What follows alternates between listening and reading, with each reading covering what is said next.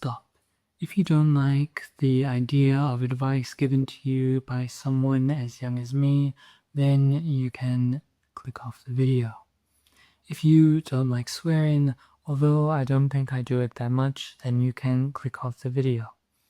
And finally, if you think that your brain is too overstimulated to handle a video lecture that is solely focused on education, as in there's only going to be words on the screen, then you can click off as well. Based on that education principle, I'm going to teach you a method of study that is used by 50 top students from Ivy League universities such as Harvard. So these 50 students were interviewed about the study method that they used, and they all cited active recall, or at least something similar. Active recall as opposed to passive recall, where you just take information from a video or your teacher and drop it down thinking that the information will just go straight to your brain. Active recall as opposed to that is where you look away from your notes or look away from the video, pause the video, and think of the information that's being given to you. Maybe say it out loud, for example, and see how far you get with the information that you've been given. For example, you'd ask yourself a question and then go into depth into that question without looking at your notes. Although you might not get it the first or second or third time, it will crystallize the information faster and longer, although it does take a slight toll on the brain. With that, I've given you an active recall study method to use during this video or with any other thing that you're learning. On to the lecture. This is almost solely focused on action steps. So, if you're not able to take action, then really you can kind of fuck off. So, happiness does involve both emotional experiences, being happy in life, and cognitive evaluations, being happy with life. The two aspects are foundational in understanding and studying happiness. Gratitude practices, such as writing down 3 or 5 or how many things you're grateful for, can significantly improve life satisfaction in as little as 2 weeks. And while I've been doing it, it feels really, really good to do. It's probably improved me in less than 2 weeks. You can also do a delight practice, which is similar, which focuses on noticing small joys that can also enhance happiness. Like a simple coffee in the morning, or hugging your mom to bed at night, I don't know. Just small things that you can appreciate. Along the line of hugging a mom to bed or in the morning, social connections are also very, very important for happiness. Spend time with friends, family, or even engage with strangers. I know I have. Just walking to the beach and saying hi. Feels really good, you should try it. It increases well-being, often more than you think. Modern distractions, like smartphones, natively do impact social interactions and also focus. So if you don't want to be like a goldfish, or even less than a goldfish, then get off the phone, man. Studies do show that even the presence of a phone can reduce smiling and impair learning. which reminds me of two experiments. One is that two people were told to study a certain test, right? Same IQ, same whatever. One had a phone right next to them, wasn't even going off, and one had no distraction. Guess who did worse on the test? The one with the phone. The second study that reminds me of is the Las Vegas study, which I learned about like years ago as a kid when I was watching a TV show, where basically two people stood in front of the Las Vegas sign.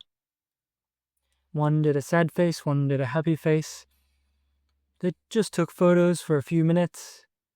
By the end of it, the happy one wanted to keep gambling, or wanted more dopamine, or was more happy than the sad one. They were pessimistic, and all the rest. So if you want to be happy, just smile. And if you want to be less happy, go on your phone because it makes you smile less. Happiness is less influenced by external circumstances like wealth, money, a car, and more on personal behaviors, thought patterns, social connections. Beyond a certain income level, obviously, as long as you have the basics down.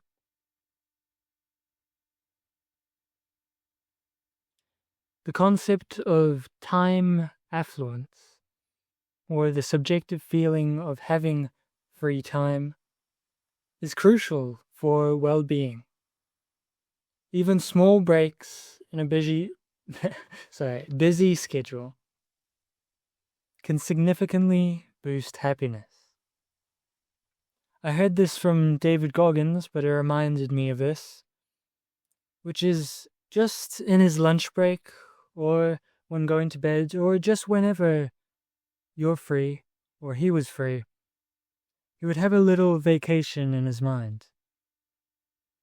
It reminded me of this sleep army training that you can go through to create better sleep, where you stretch out all your limbs as hard as you can, release one by one, and then imagine yourself at a beach or in a park.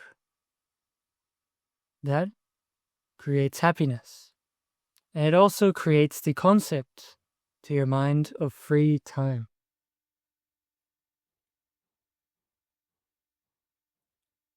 Negative visualization, a somewhat Stoic practice, involves imagining the loss of valued things like family.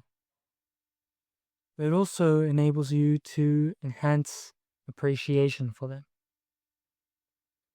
I was reading the book, The Diary of a CEO, and in there was a visualization practice in which you would visualize yourself being trapped in a room engulfed in flames and dying.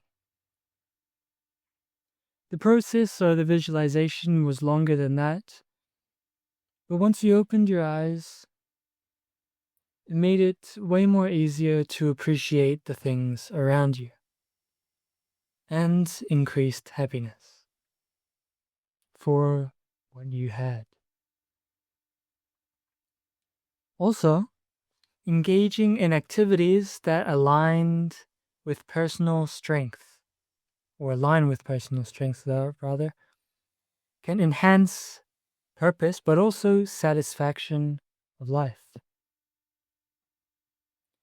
Things like, if you like squash like me, then go play squash,